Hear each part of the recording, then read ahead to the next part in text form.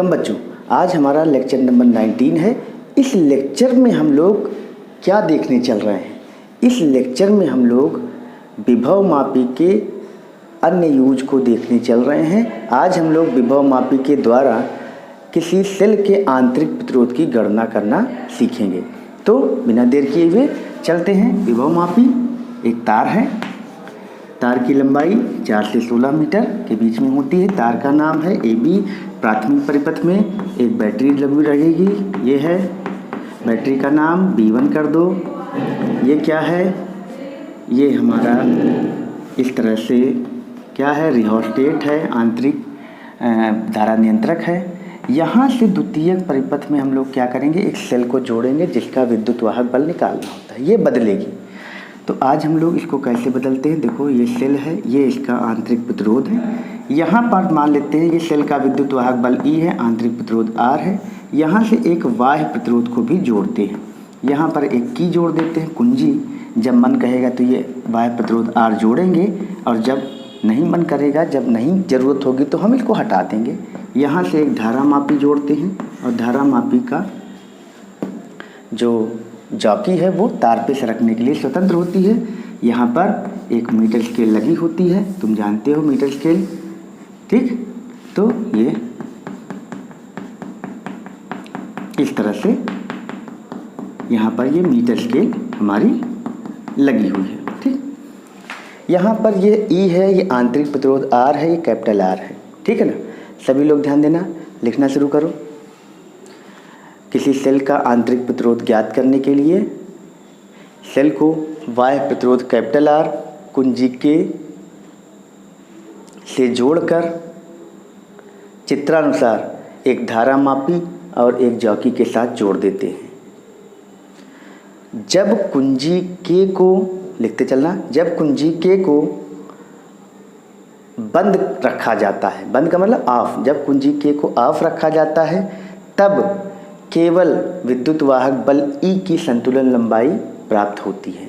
परंतु जब कुंजी के को ऑन कर दिया जाता है तब सेल E का धारा, तब सेल E से जो धारा होती है वो प्रतिरोध R में प्रवाहित होने लगती है, और तब सेल के अंत बिंदुओं के बीच का जो टर्मिनल विभवांतर होता है वह इस द्वितीयक परिपथ के एंड पॉइंट पर यानी अंत बिंदुओं पर miलने लगता है। इतना लिख लो। तब यदि कुंजी के को ऑफ रखने पर, कुंजी के को ऑफ रखो, तब संतुलन लंबाई के लिए, तब संतुलन लंबाई से विद्युत वाहक बल की मिलेगी।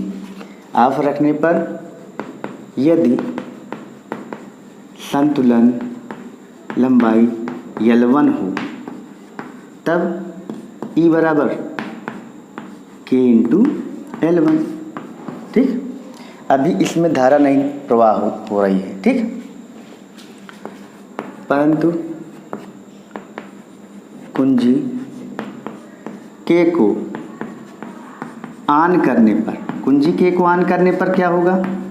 कुंजी के को ऑन करने पर यह धारा प्रवाहित इसमें होने लगेगी, और तब इस तरह से परिपथ बन जाएगा। इधर देखो बेटा, ये परिपथ इस तरह से बन जाएगा। ये कुंजी ऑन हो गया। अब इससे धारा इसमें चलने लगेगी। जब इससे धारा चलने लगेगी तब इस सेल के अंत बिंदुओं के बीच का जो विभवांतर होगा ये V बराबर हो जाता है E - IR, ठीक है ना? इसमें धारा अगर I चल रही है तो V बराबर E - IR हो जाता है, यानी कि V जो होगा वो E से कम हो जाएगा। ये जो सेल का विद्युत वाहक बल E है, अगर ये परिपथ पूर्ण हो जाता है बाह्य परिपथ से, तब इस V का मान, इस अंत बिंदु में विभवांतर का मान E से कम हो जाता है। तो अब इस विभवांतर को ये बैलेंस करेगा। जब ये नहीं ऑन था तो इसमें धारा नहीं जा रही थी, इसमें भी धारा नहीं जा रही थी, तब ये E को बैलेंस कर रहा था धारा मापी।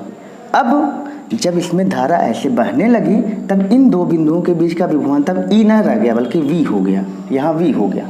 तो अब ये V को बैलेंस करेगा, टर्मिनल विभवांतर को बैलेंस करेगा। परंतु कुंजी K को ऑन करने पर यह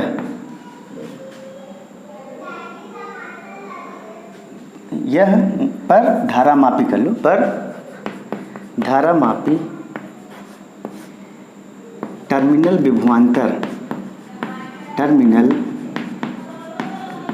विभवांतर को संतुलित करेगा।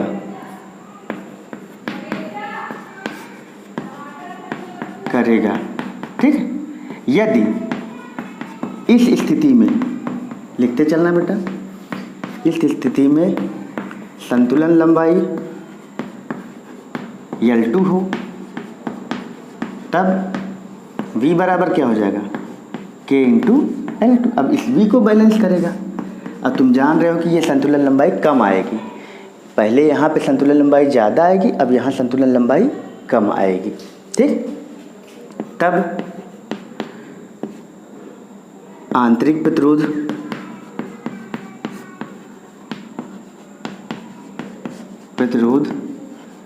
के सूत्र, आंतरिक प्रतिरोध का सूत्र का मान क्या होता है, R बराबर E/V -1 इंटू कैपिटल R में मान रखने पर, ये बेटा आंतरिक प्रतिरोध का सूत्र का मान है।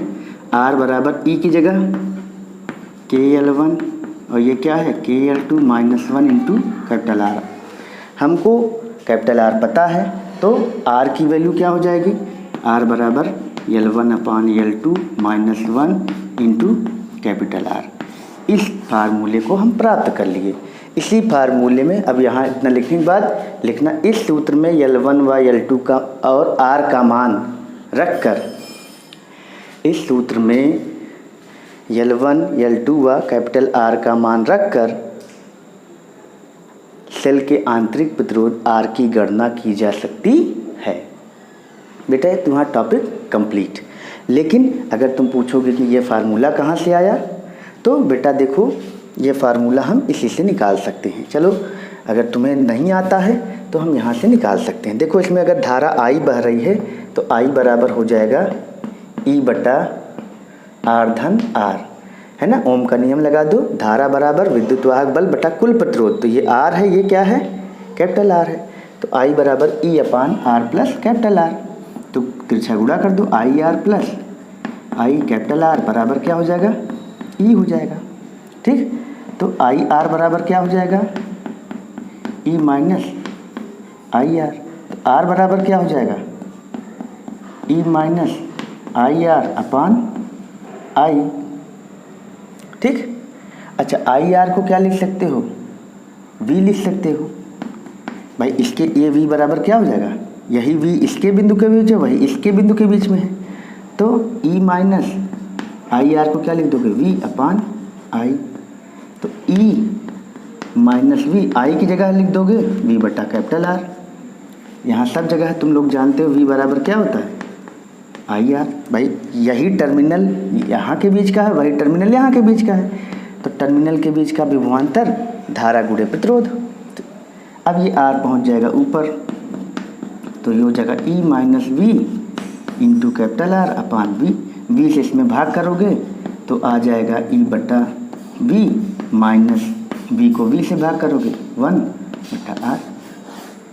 तो बेटा यही सूत्र हम लोगों ने यहाँ पर लिखा है, लेकिन यहाँ पर जब इसको लिखोगे ना तो इसको डिराइव करने की ज़रूरत नहीं है। ये पुराने सूत्र हैं, ये पहले के डेरिवेशन में सेलों में कराया जा चुका है, उसको आप लोग पिछले वीडियो में जाकर चेक कर लीजिए। तो इस तरह से ये हमारा एक 3 नंबर का और महत्वपूर्ण प्रश्न लग गया। या तो 2 सेलों के विद्युत वाहक बलों की तुलना करना आएगा, या तो विभव मापी द्वारा सेल के आंतरिक प्रतिरोध की गणना करने को आता है। आज के लिए इतना ही।